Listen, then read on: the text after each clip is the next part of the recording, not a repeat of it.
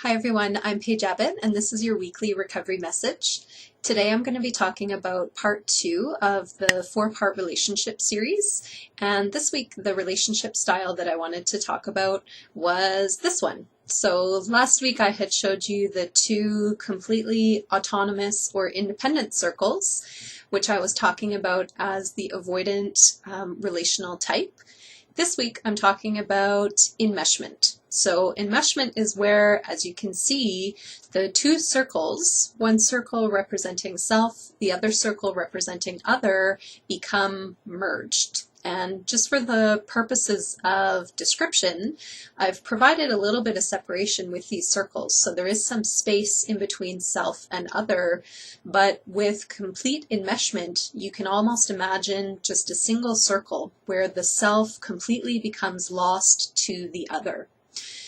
The enmeshment style of relationship is often what is talked about when you're reading descriptions on codependency. So this idea of just losing your own needs, your own interests, your own passions, your own life to that of the other.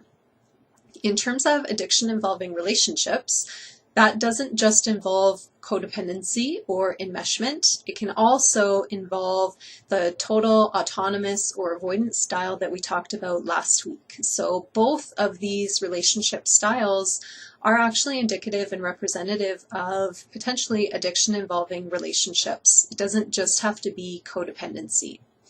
So with the enmeshment relational style, what enmeshed relationships look like is just this complete enmeshment or overlapping of self with other. So often the individual doesn't really fulfill their own needs, they don't pursue their own interests, they're there just to look after and keep the other person happy. So there can be a lot of appeasement, a lot of caretaking, a lot of people pleasing that comes with the enmeshment style of relating. People who are enmeshed do over time tend to really suffer because, as I'm saying, they don't have their own lives. They often aren't taking care of themselves. They're not looking after themselves in any way.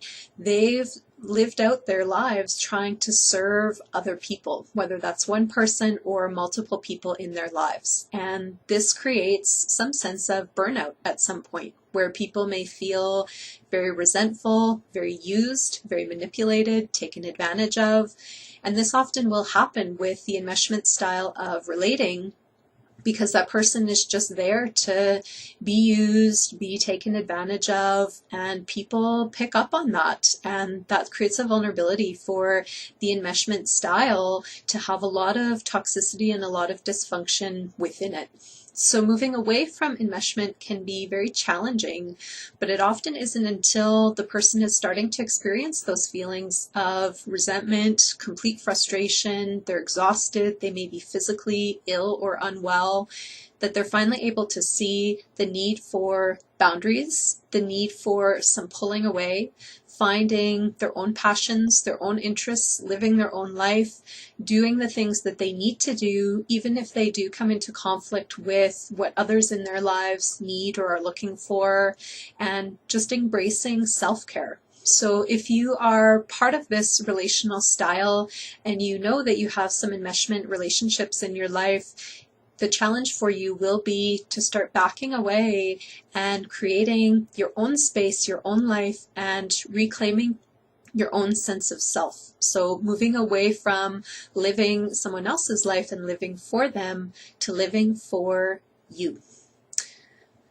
That's my piece on the enmeshment style of relationships. And again, this is within the context of addiction involving relationships. Both the enmeshment style as well as the avoidant or autonomous style that I talked about last week are huge vulnerabilities in relationships for people with addiction. So part of healthy recovery is about identifying where you're vulnerable and moving towards some healthier balance where you can be in relationship, but not at the sacrifice of self.